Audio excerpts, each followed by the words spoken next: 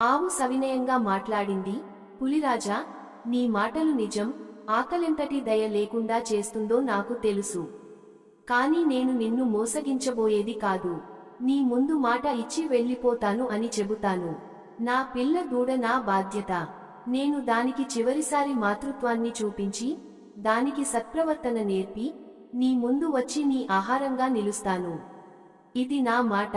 పులి ఆవు నడవడిని, తేజస్సుతో పలికిన మాటల్ని గమనించి ఆలోచనలో పడింది. నీ మాట నిజమై ఉంటే నువ్వు నిజాయితీని నిలబెట్టినవాణ్ణి అనిపించుకుంటావు.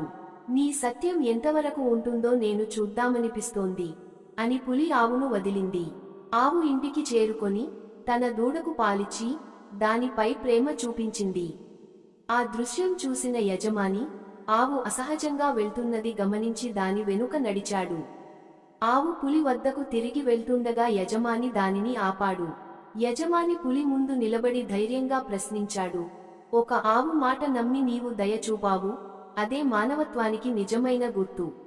ఈ ఆవు నా కుటుంబంలో భాగం. నీ ఆకలి తీర్చడానికి మేము నీకు మరే దారి చూపిస్తాం, కాని ఈ ఆవును హింసించలేం. పులి కొంత ఆశ్చర్యపోయింది.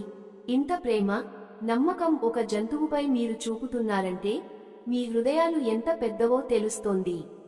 నేను తినడం కోసం మాత్రమే బతుకుతున్న పులిని. మీరు చూపించిన ప్రేమకు ఈసారి నడవడానికి సిద్ధమవుతున్నాను అని పులి వెనుదిరిగింది. ఇది ఆవు నిజాయితీ, యజమాని ప్రేమ, పులి మంచితనం కలసి ఉన్న ఒక ఉదాహరణగా ఆ ఊర్లో చెబుతారు.